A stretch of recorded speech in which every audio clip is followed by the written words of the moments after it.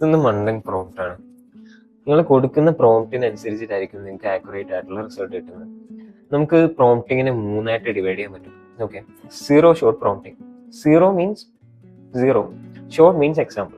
ഒരു എക്സാമ്പിളും കൊടുക്കാതെ നമുക്ക് ഡയറക്റ്റ് ആയിട്ട് ക്വസ്റ്റ്യൻസ് ചോദിക്കാൻ പറ്റും എയുടെ അടുത്ത് എന്തെങ്കിലും കാര്യത്തിനെ കുറിച്ചിട്ട്. ഓക്കെ, ആരാണ് ലയണൽ മെസ്സി, അല്ലെങ്കിൽ ആരാണ് ക്രിസ്ത്യാനോ റൊണാൾഡോ. അപ്പം ഈ എന്ത് ചെയ്യും, ഇതിനറിയാവുന്ന മെമ്മറിയിൽ നിന്ന് നമുക്ക് ആൻസർ തരാൻ പറ്റും. ഒരു കോച്ചിന്റെ അടുത്ത് വേൾഡിലെ ബെസ്റ്റ് പ്ലെയർ ആരാണെന്ന് ചോദിച്ചു കഴിഞ്ഞാൽ നമുക്ക് ഡയറക്റ്റ് ആയിട്ട് ഒരു ആൻസർ കിട്ടില്ല.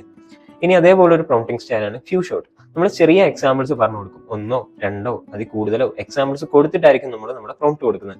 ഇപ്പൊ നമുക്കൊരു മെയിൽ ഡ്രാഫ്റ്റ് ചെയ്യണം, അത് നമ്മൾ നോർമലി ഫോളോ ചെയ്യുന്ന ഫോർമാറ്റിൽ തന്നെ നമുക്ക് കിട്ടണമെന്നുണ്ടെങ്കിൽ നമ്മൾ ആ മെയിലിന്റെ ഫോർമാറ്റ് കൂടി അതിന്റെ കൂടി എക്സാമ്പിൾ ആയിട്ട് അയച്ചു കൊടുക്കും.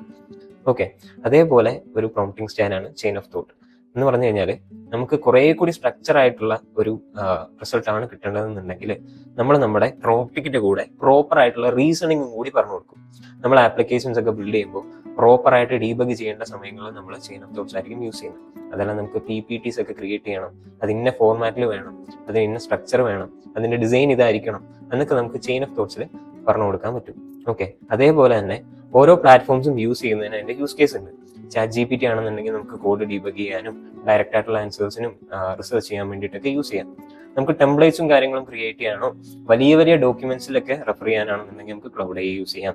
അതായത് ലേറ്റസ്റ്റ് ആയിട്ടുള്ള ഇൻഫർമേഷൻസ് നമുക്ക് കിട്ടണം, നമുക്ക് എന്തെങ്കിലും കാര്യങ്ങൾ റിസർച്ച് ചെയ്യണം എന്നുണ്ടെങ്കിൽ നമുക്ക് പെർപ്ലക്സിറ്റി യൂസ് ചെയ്യാം. അപ്പൊ ഇതേപോലത്തെ മണ്ടൻ പ്രോംപ്റ്റുകളൊക്കെ കൊടുക്കുന്നതിന് ഇതേപോലത്തെ കാര്യങ്ങൾ